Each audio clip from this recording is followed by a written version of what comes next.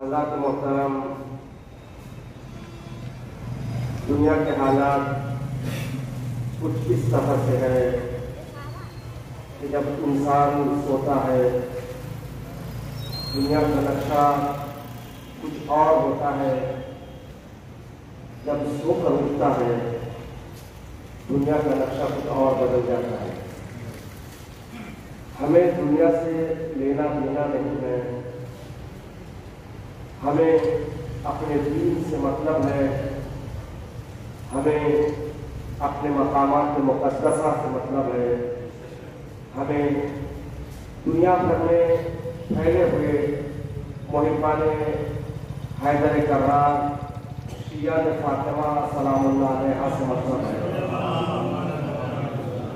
عزیزان محترم، مختصر لفظوں میں دعا سے پہلے عرض کروں، یہ مڈل ایسٹ جسے آپ اور ہم مشرقی وسطیٰ کہتے ہیں، یہ وہ جگہ ہے جہاں پر 1,24,000 انبیاء میں سے اکثر انبیاء کا نزول یہیں پر ہوا، مبعوث یہیں پر ہوا۔ عراق، سعودی عربیہ، شام اور اطراف کے جو جتنے بھی چھوٹے چھوٹے ملک ہیں، اردن، مصر، یہی وہ جگہ ہیں جہاں پر اسلام کی نشانیاں ہیں، جہاں پر اہل بیت کی نشانیاں ہیں۔ اور اتفاقاً یہ ہے کہ دنیا میں یہی ایریا ہے جو سب سے زیادہ کارگر ہے، جو مشرق کو مغرب سے ملاتا ہے، بالکل سینٹر میں ہے، درمیان میں ہے۔ اور تیسری اہم چیز یہ ہے کہ یہی وہ علاقہ ہے جہاں تیل کی دولت ہے۔ اسلام کا اہم مقام، جب اسلام کا اہم مقام ہے تو عیسائیوں کا بھی اہم مقام ہے، کیونکہ ہمارا اسلام 1400 سال سے نہیں ہے، بلکہ ہمارا اسلام جناب آدم سے ہے۔ جب ظاہر ہے کہ ہم اسلام کا تصور کرتے ہیں تو جناب آدم سے کرتے ہیں، تو پھر اس میں عیسائی بھی آ جاتے ہیں، اس میں یہودی بھی آ جاتے ہیں۔ تو یہ علاقہ دنیا کے 2 بڑے مذہبوں کا مرکز ہے، یعنی سب سے بڑا مذہب عیسائی ہے، اس کے بعد اسلام ہے۔ پھر تیسرا مذہب البتہ بہت چھوٹا ہے، کیونکہ ان میں تبلیغ کی اجازت نہیں ہے۔ جو نسل بعد نسل جو یہودی ہوگا وہی یہودی ہوگا، جیسے سادات کی طرح سید اگر کوئی ہے تو اس کا بیٹا سید ہوگا، اس کا پوتا سید ہوگا، اسی طرح یہودی مذہب کے لیے نشر و اشاعت اور تبلیغ کا مذہب نہیں ہے۔ تو دین بھی وہاں پر ہے اور دنیا کے اعتبار سے مشرق و مغرب کو ملانے والا علاقہ ہے، اور تقریباً 14 معصومین علیہ السلام کی زندگانیاں بھی اسی سرزمین پر بسر ہوئی ہے، اور امام زمانہ عجل اللہ تعالیٰ فرجہ الشریف کا ظہور بھی یہیں پر ہوگا۔ تو عزیزان محترم، بہت اہم یہ مقامات ہیں، لہذا ساری دنیا کو صرف اس کا پتہ ہے کہ اسلام کے لیے بہت اہم مقام ہے، تو انہوں نے یہاں پر یہودیوں کو اسرائیل بنا کر درمیان میں رکھا تاکہ ہمارا کوئی ایجنٹ، ہمارا کوئی نمائندہ اس سرزمین پر ہو، اور ساری دنیا نے مل کر اسرائیل کو قوی کرنے کی کوشش کی ہے۔ اور جو واقعی اہل بیت کے چاہنے والے ہیں، جو دنیا کی سازش سے آگاہ ہے، انہوں نے اپنی مکمل کوشش کی کہ اسرائیل نابود ہو جائے، اسرائیل ختم ہو جائے، اور کوشش ہاری نہیں ہے، کوشش جاری ہے۔ مگر ساری دنیا، امریکہ، برطانیہ اور ساری دنیا کے ساتھ ساتھ افسوس کا مقام ہے کہ دنیا نے شیعہ سنی کا مسئلہ بنا کر مسلم کنٹریز کو اس نہضت سے، اس تحریک سے جدا کر دیا۔ اگرچہ کہ اسرائیل میں، لبنان میں اور اسی طرح غزہ میں تباہی مچائی ہے، گھروں کو توڑا ہے، بے اسلحہ نہتے مجاہدین اور عام شہریوں پر حملے کر کے بچوں کو عورتوں کو قتل عام کیا ہے، لیکن سپاہیوں سے مقابلہ نہ کر سکا۔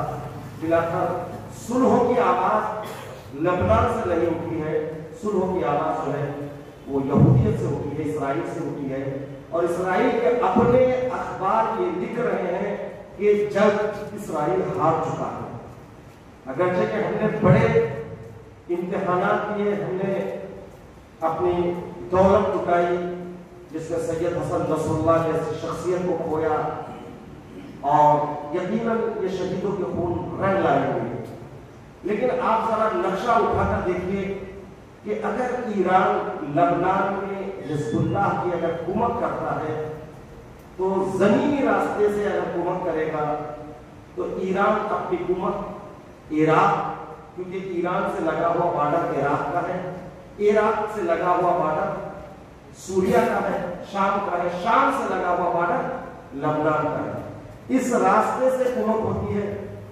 دنیا نے یہ طے کیا درمیان سے اگر سیریا کو ہٹا دیا جائے تو غزہ میں کبھی بھی کامیابی نہیں ملے گی اور اس سے اسرائیل کو کوئی نقصان نہیں پہنچے گا، اور اسی طرح ہمیشہ ہمیشہ کے لیے قبلہ اول بیت المقدس یہودیوں کے ہاتھ میں رہے گا، اور آہستہ آہستہ یہ اسرائیل جو گریٹر اسرائیل کا خواب دیکھ رہے ہیں وہ اپنی سرزمینوں کو ادھر عراق کی طرف ادھر شام کی طرف پھیلاتے چلے جائیں گے۔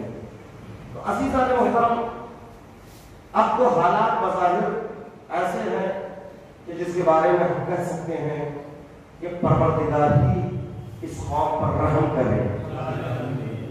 الحمدللہ ایک بات یہ ہے کہ پہلے یہ خبریں ہوئی تھی کہ جو اس وقت شام کی حکومت ختم ہونے کے بعد جو حکومت آئے گی یقیناً وہ بنی امیہ کی حکومت ہوگی، اس میں کوئی شک نہیں۔ اردوغان کی بیٹی نے ٹویٹ کیا ہے کہ دوبارہ ہم بنی امیہ کی حکومت کی شام دمشق میں دیکھیں گے۔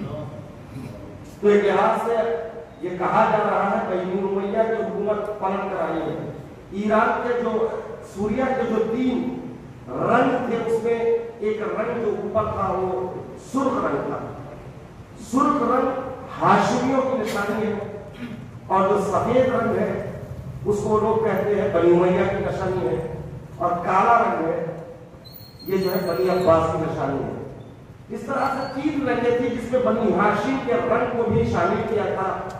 آنے والے اس حکومت نے سب سے پہلے لال رنگ کو ہٹا دیا، گویا دنیا کو یہ پیغام دینے کی کوشش کی بنی ہاشم کا یہاں پر کوئی مقام نہیں ہے۔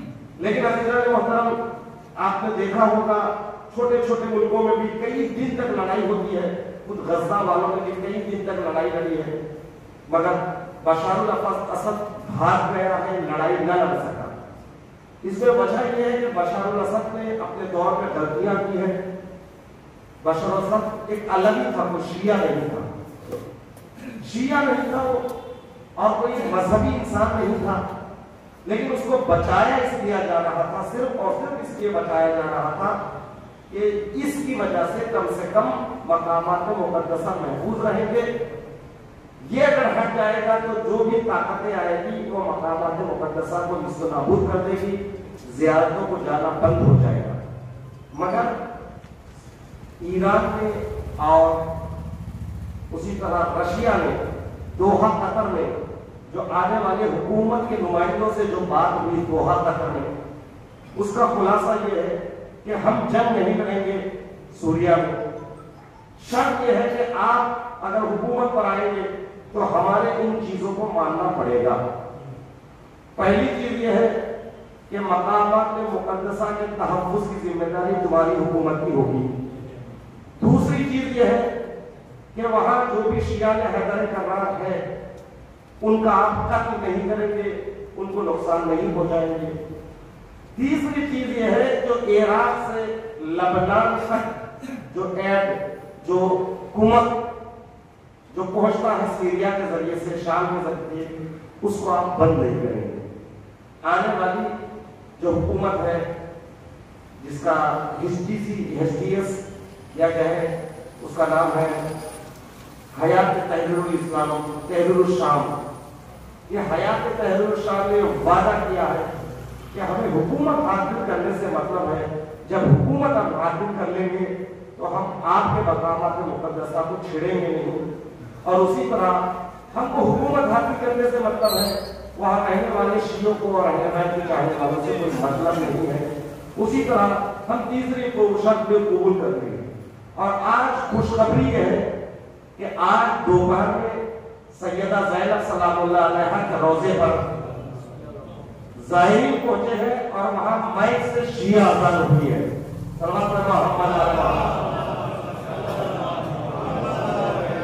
اب آنے والے حالات بتائیں گے کہ جس طرح سے جب بش عراق پر قبضہ کر رہا تھا ہم لوگ سب بے چین ہو رہے تھے اب کیا ہوگا. عراق اگر صدام گیا تو امریکہ آیا تو کبھی کبھی پروردگار عالم ظلم کو ظلم سے ختم کرتا ہے. صدام کو ختم کرنے کے لیے پروردگار عالم نے جارج بش کو وسیلہ بنایا, ظلم کو ظلم سے ختم کیا ہے. ہو سکتا ہے کہ کچھ ایسے حالات بن جائے یہ بنی امیہ کی حکومت جو آنے والی ہے شاید یہی حکومت دوبارہ اسرائیل سے لڑ پڑے, ظلم کو ظلم سے کا خاتمہ ہو. اور دوسری اہم چیز یہ ہے کہ میں روایتیں دیکھ رہا تھا کہ ان روایتوں میں ہے ظہور امام مہدی عجل اللہ تعالیٰ فرجہ شریف سے پہلے شام اور اطراف شام پہ سفیانی حکومت ہوگی. شاید یہ وہی نشانیاں ہیں, یقین کے ساتھ نہیں کہہ سکتا. ہم کیا کر سکتے ہیں؟ ہم نہ جا کر لڑ سکتے ہیں نہ پہنچ سکتے ہیں. ہمارے پاس تو سب سے بڑی دولت ہے, جو سب سے بڑا ہتھیار ہے وہ دعا ہے. معصوم فرماتے ہیں دعا جو ہے مومن کا ہتھیار ہے, یہ ہمارا ہتھیار ہے. کس کی دعا کب قبول ہو جائے پتہ نہیں. اولاد کے حق میں ماں باپ کی دعا قبول ہوتی ہے, اولاد کے حق میں بڑوں کی دعا قبول ہوتی ہے. اسی طرح ہم سب اگر دل کے ساتھ کوئی دعا کرے تو پروردگار عالم ہماری دعاؤں کو انشاءاللہ سند قبولیت عطا فرمائے گا. تو انشاءاللہ ہم دعا کریں گے, دعا کو بہت سنیں اور اپنے تصورات میں اس شام کو لے آئے, اس دمشق میں لے آئے جہاں پر زینب سلام اللہ علیہا دربار یزید میں ٹھہرائی ہوئی ہے. وہ مسجد اموی جہاں افراد زیارت کو جاتے ہیں, جہاں بتایا جاتا ہے کہ یہی وہ جگہ ہے جہاں پر زینب گھنٹوں کھڑی رہی. وہ جگہ بھی ہماری نگاہوں میں ہے جہاں یزید پلید بیٹھتا تھا. وہ باب الصحابہ وہ دروازہ بھی آپ کی نگاہوں میں ہے. وہ بازار بھی آپ کی نگاہوں میں ہونا چاہیے جس کے لیے سید سجاد نے کہا الشام الشام الشام. وہ سکینہ بنت الحسین کا روضہ بھی ہماری نگاہوں میں ہونا چاہیے جو کبھی قید خانہ تھا, جو آج عالی شان عمارت کی شکل میں روضہ جناب سکینہ ہے. دل کو اتنا تو سکون ابھی مل رہا ہے, نئی حکومت کی آنے کی وجہ سے دل تو دھڑک رہا تھا. یہ بنی امیہ کی آنے والی حکومت جس طرح سے اس سے پہلے انہوں نے مقامات مقدسہ کی توہین کی ہے, روزوں کو تہس نہس کرنے کی بات کی ہے, یہاں تک کہ لوگوں نے جذباتی ہو کر یہ کہا دمشق اب ہمارے قبضے میں ہے, بہت جلد ہم کربلا پہنچنے والے ہیں. لیکن دیکھیے اپوزیشن میں رہتے ہوئے یا ہتھیار اٹھا کر بات کرنا اور ہے, جب حکومت کی ذمہ داری آتی ہے تو وہ نعرے نہیں لگائے جا سکتے. حکومت اگر ہاتھ میں آتی ہے تو ذمہ داری کے ساتھ دوسری حکومتوں کو جواب دینا پڑتا ہے. تو انشاءاللہ امید ہے فانوس بن کے جس کی حفاظت ہوا کرے وہ شمع کیا پوچھے جسے روشن خدا کرے. تو انشاءاللہ دعاؤں کے ساتھ ہم دعا یہی ہے کہ پروردگار عالم ہماری دعاؤں کو مستجاب فرما. بسم اللہ الرحمن الرحیم. ان اللہ و ملائکتہ یصلون علی النبی یا ایھا الذین آمنوا صلوا علیہ وسلموا تسلیما.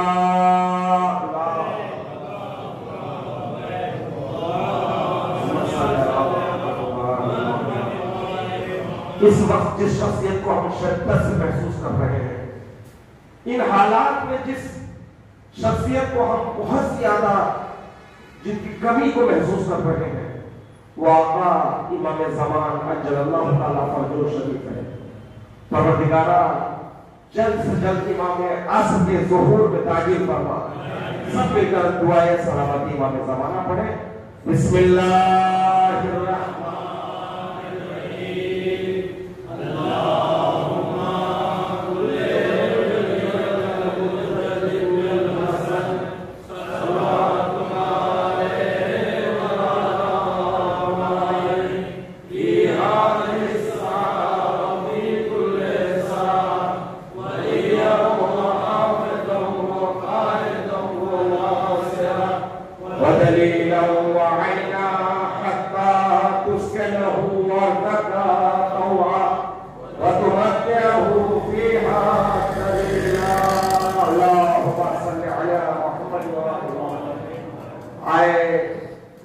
تلاوت فرمائے آئے اما یجیب کی، اس لیے کہ اما یجیب کی آیت صرف بیماروں کی شفایابی کے لیے نہیں بلکہ ہر مشکل کے حل کے لیے اس کا ترجمہ چونکہ یہ ہے اما یجیب المضطر اذا دعا ویکشف السوء. کون ہے جب اضطراب کی حالت میں، بے چینی کی حالت میں پکارا جاتا ہے تو وہ جواب دیتا ہے. تو اول و آخر صلوات کے ساتھ 5 مرتبہ اما یجیب کی تلاوت فرمائیں. محمد وعلی محمد صلی اللہ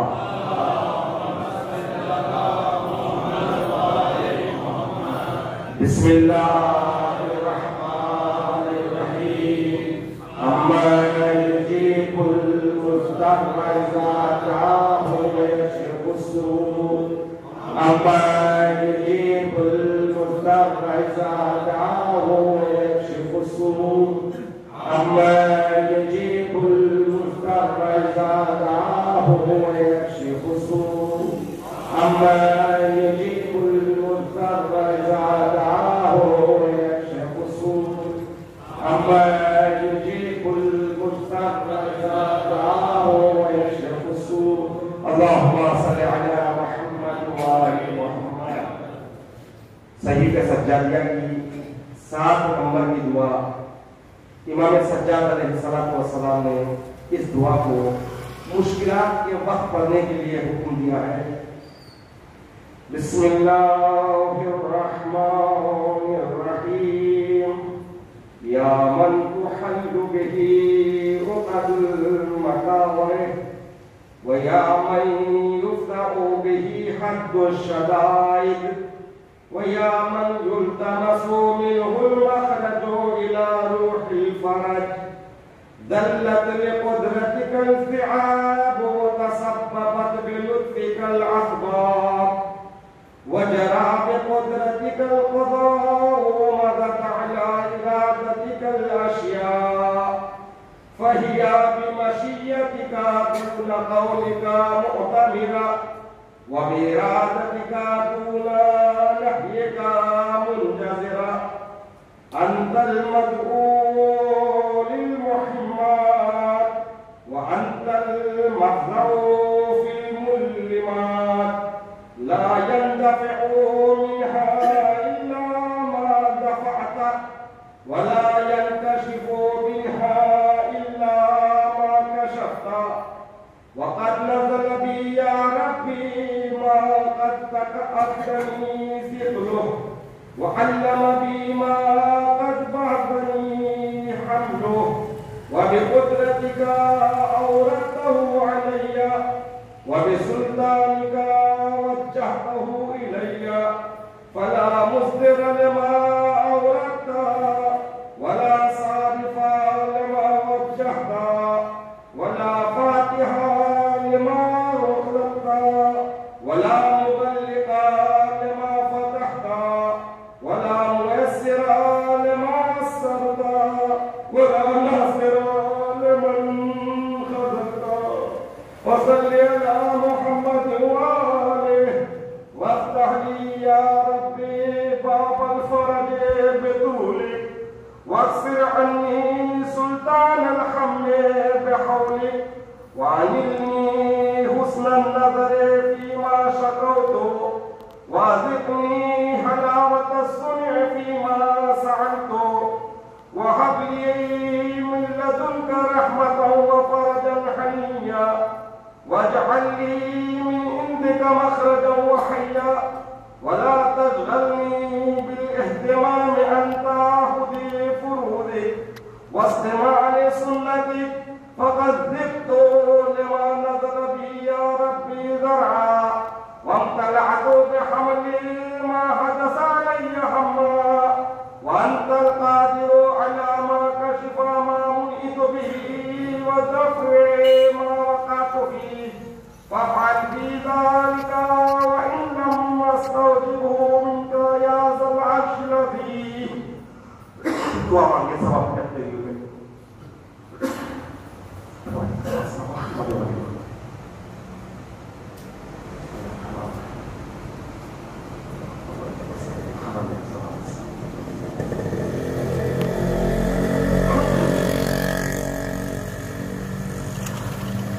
صلوات محمد والے محمد کی شان. آخری دعا ہے دعائے توسل. آپ حضرات اگر آپ کے پاس موجود ہے تو اس دعا کو خود دیکھیں. بار دیگر شام میں تمام مقامات مقدسہ کی حفاظت کے لیے اور وہاں موجود تمام مومنین کی حفاظت کے لیے بلند ترین صلوات.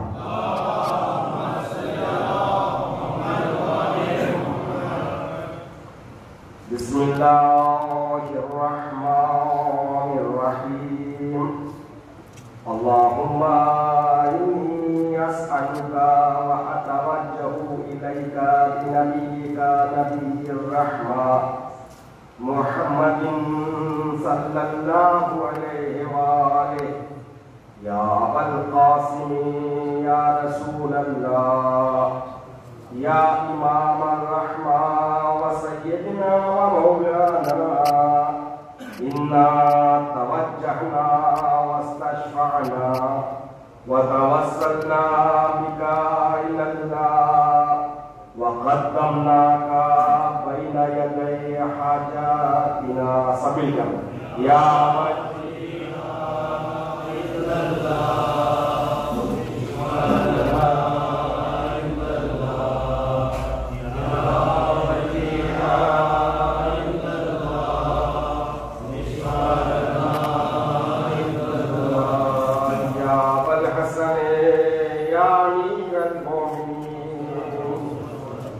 یا علی ابن ابی طالب یا حجت اللہ علی خلقہ.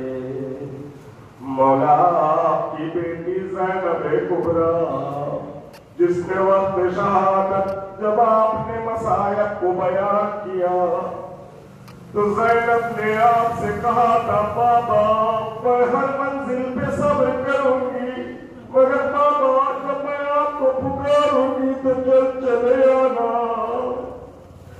زینب نے شام غریبہ کے اندھیرے میں بابا کو آواز نہ دی مگر علی خود بخود چلے آئے. زینب نے لگام فرش پر ہاتھ رکھ کے کہا آنے والے تو بڑھتا چلا جا رہا ہے تو نہیں جانتا حسین کے بچے بھی تھک کر سو گئے.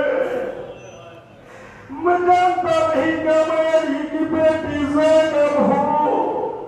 علی نے ایک مرتبہ رخ سے نقاب کو اٹھا کر کہا بیٹی تو نے نہیں پہچانا میں علی ہوں تیرا بابا. ایک مرتبہ زینب نے اپنے بابا کے گلے میں باہیں ڈال کر کہا بابا اب آؤ ہے بابا گھر سارا میرا لڑ گیا آپ نہیں آئے. پامال ہوا ابن حسن آپ نہ آئے. پامال ہوا شاہ کا بدن آپ نہ آئے. بیوہ ہوئی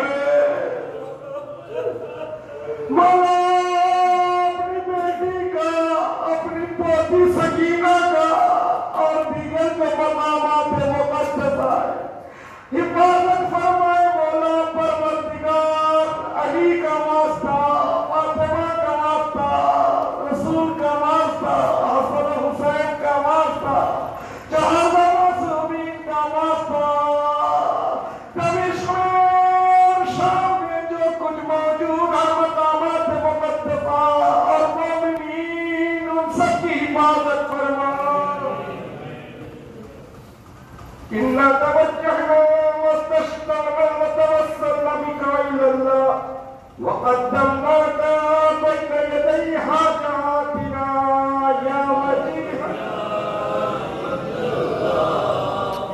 اشفع لنا عند الله يا وجيه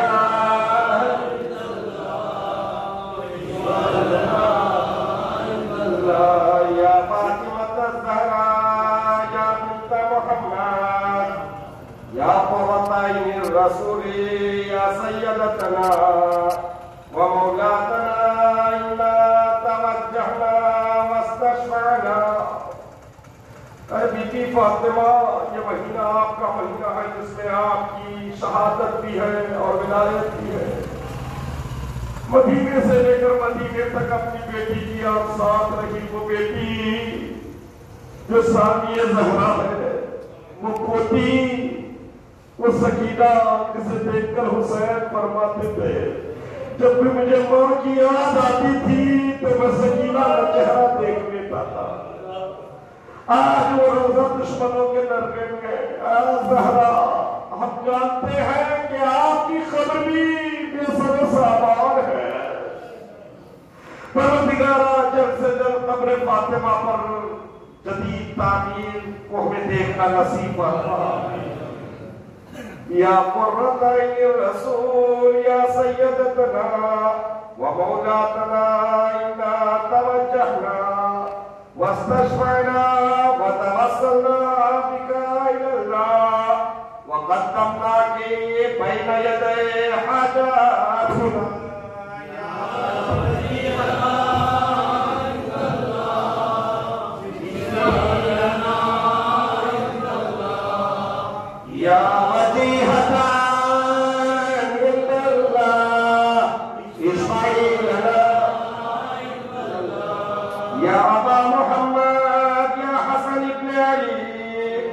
أيها المجتبى يا ابن رسول الله يا حجة الله على خلقه يا سيدنا ومولانا إنا توجهنا واستشفعنا وتوسلنا بك إلى الله وقدمناك بين يدي حاجاتنا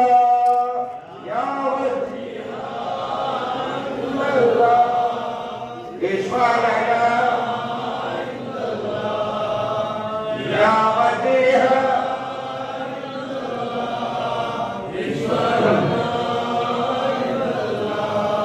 يا عبد الله يا حسين ابن علي. اللہ اکبر.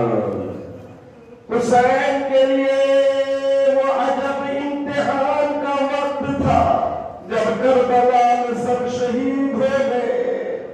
آخری رخصت لے کر جب حسین اپنے استبا وفا پر سوار ہوئے، ایر لگائی، کہا یہ چل. گھوڑے نے آگے بڑھنے سے منع کر دیا. حسین نے فرمایا میں جانتا ہوں تو بھی تھکا ہوا ہے، بس آخری زحمت اس نشے تک پہنچا دے. گھوڑے کے آنکھوں سے آنسو رہا ہے، پیروں کی طرف دکھایا تو کیا دیکھا 4 سالہ بچی سکینہ گھوڑے سے ٹاپوں سے لپٹ کے کہتی ہے اے میرے بابا کے گھوڑے، میرے بابا کو نہ لے جا. جو بھی صبح سے گیا وہ واپس نہیں آیا. حسین گھوڑے سے اترے، سکینہ کو گردے سے لگایا. محبت کا امتحان تھا. رخصت ہوتے ہوئے سکینہ نے ایک سوال اور پوچھ لیا، بابا جب تک آپ کے سینے پہ نہیں سوتی اس وقت تک نیند نہیں آتی، بابا آج کے بعد کیا کروں؟ حسین نے فرمایا آج سے نظام بدلے گا. اصغر ماں کی آغوش میں سوتی تھی، اصغر ماں کی آغوش میں سوتا تھا. تم میرے سینے پر آج کے بعد تم ماں کے پاس سو جانا، مگر ہاں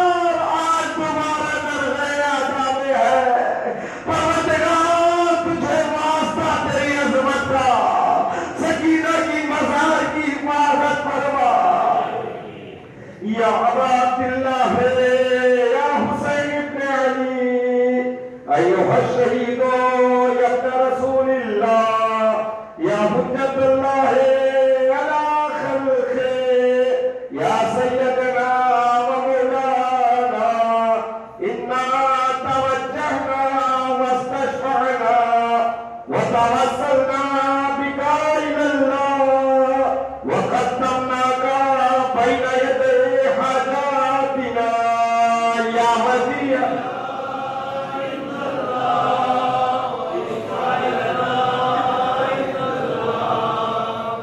یا وجیہ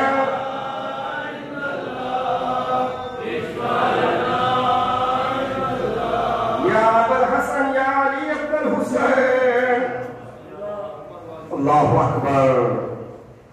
یہ وہ علی ہے جو زینب سے مشورہ کرتا تھا. یہ وہ علی ہے شام میں جس کے ہاتھوں میں اپنی بہن کی میت تھی, جس نے زبان میں اپنے احساسات میں کہا یہ مدینہ نہیں ہے, یہاں کسے بلاؤ. اللہ اکبر. سید سجاد. دو علی ہمارے درمیان میں, ایک علی مرتضیٰ, ایک علی زین العابدین. بقیع میں کھڑے ہو کر علی رو رہے تھے, کیسے میں فاطمہ کو سپرد رہا کروں. شام کے زندان میں 4 سالہ لاش کو لے کر علی ابن حسین گریہ گزار تھے. یا علی ابن حسین, آج شام میں آپ کی بہن کے روزے پر اللہ اکبر تمہارا بنی امیہ کا بھی سوئی ہے, حفاظت فرما پروردگار. یا ابا الحسن یا علی ابن الحسین یا زین العابدین یا ابن رسول اللہ یا حجت اللہ علی خلقہ یا سیدنا و مولانا انا توجہنا واستشفعنا وتوسلنا بک الی اللہ وقدمناک بین یدی حاجاتنا یا وجیہ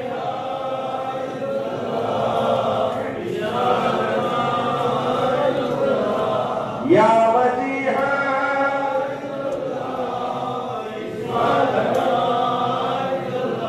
یا ابا جعفر یا محمد بن علی ایھا الغافر یا ابن رسول اللہ یا حجت اللہ علی خلقہ یا سیدنا و مولانا انا توجہنا واستشفعنا وتوسلنا بک الی اللہ وقدمناک بین یدی حاجاتنا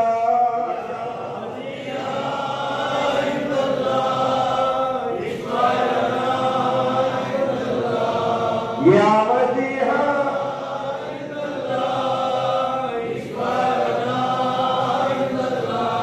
یا ابا عبداللہ. یہ وہ آخری امام ہے جس کا مزار آج بھی بقیع میں بے سر و سامان ہے. 4 امام, امام حسن, امام زین العابدین, امام باقر, امام جعفر الصادق. پروردگار ان ائمہ اطہار کے مزارات پر پروردگار تعمیر کے اسباب مہیا فرمائے.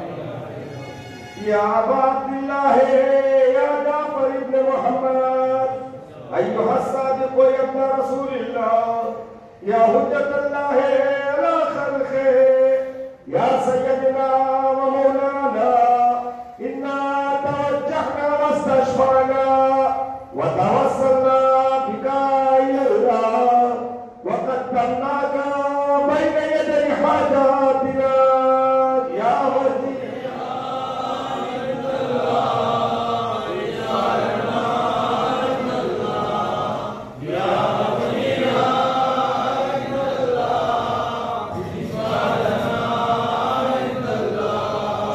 یا ابا الحسن یا موسیٰ بن جعفر ایھا القادم یا ابن رسول اللہ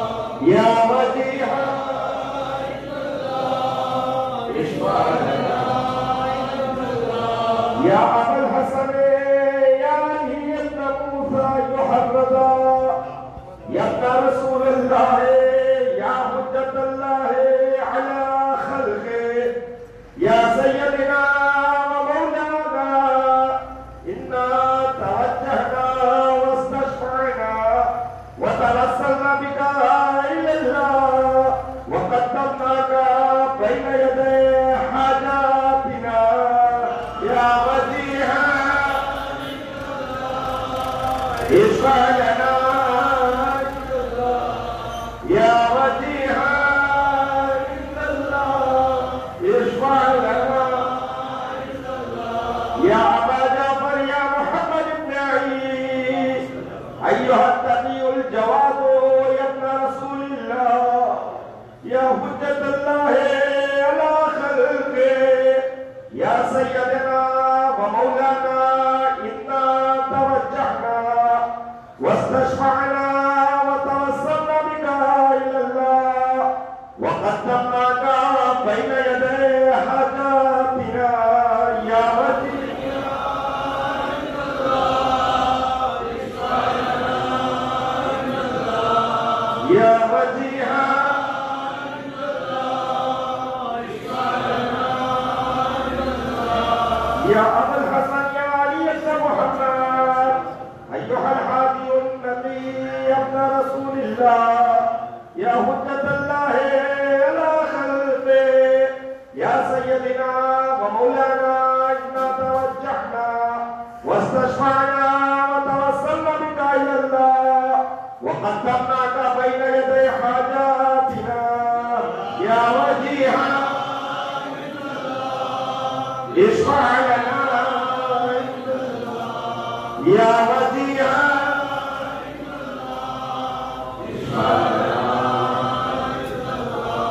يا أبا محمد يا حسن بن علي أيها الزكي العسكري يا ابن رسول الله يا حجة الله على خلقه يا سيدنا ومولانا إنا توجهنا واستشفعنا وتوسلنا بك إلى الله وقدمناك بين يدي حاجاتنا يا وجيها عند الله اشفع لنا عند الله يا وجيها عند الله اشفع لنا عند الله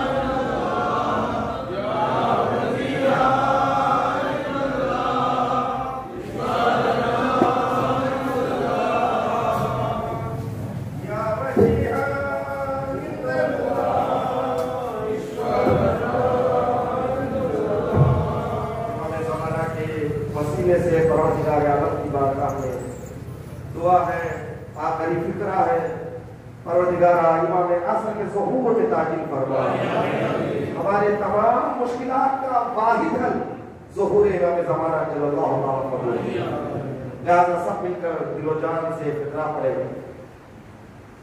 یا وجیہا عند اللہ اشفع لنا عند اللہ یا مسیح الحسن والخلف الحجہ ایہا القائم المنتظر المہدی یا ابن رسول اللہ یا حجت اللہ علی خلقہ یا سیدنا و مولانا انا توجہنا واستشفعنا وتوسلنا بك إلى الله وقدمناك بين يدي حاجاتنا يا وجيها عند الله اشفع لنا عند الله يا وجيها عند الله اشفع لنا عند الله يا سادتي وموالي إني توجهت بكم عزمتي وعدتي ليوم فقري وحاجتي إلى الله وتوسلت بكم إلى الله واستشفعت بكم إلى الله فاشفعوا لي عند الله واستنقذوني من ذنوبي عند الله فإنكم وسيلتي إلى الله وبحبكم وبقربكم أرجو نجاة من الله وكونوا عند الله رجائي يا سادتي يا أولياء الله صلى الله عليهم أجمعين ولعن الله آبائنا عليهم من الأولين والآخرين آمين اللهم صل على محمد اللهم إني أسألك بحق محمد وأنت المحمود وبحق نبي وأنت الأعلى وبحق فاطمة وأنت فاطر السماوات والأرض وبحق الحسن وأنت المحسن وبحق الحسن وأنت المحسن وبحق الحسين وأنت قديم الإحسان وبحق الأئمة المعصومين من ذرية الحسين عليه السلام لا إله واسطہ محمد وآل محمد کا جہاں جہاں بھی شیعہ حیدر کرار ہے جہاں جہاں بھی مقامات مقدسہ ہیں بالخصوص سوریہ کی سرزمین دمشق کی سرزمین پر جہاں ہمارے اہم مقامات مقدسہ جن میں بالخصوص روضہ سیدہ زینب سلام اللہ علیہ روضہ سیدہ سکینہ سلام اللہ علیہ اور دیگر مقامات مقدسہ جو وہاں پر موجود ہیں ان تمام مقامات مقدسہ کی اور دنیا بھر میں جہاں جہاں مقامات مقدسہ ہیں سب کی حفاظت فرما پروردگارہ یہ وقت بڑا سخت وقت ہے ہمارے لیے امتحان کا وقت ہے پروردگارہ اس امتحان میں ہمیں کامیابی عطا فرما اور دنیا بھر کے شیعوں کو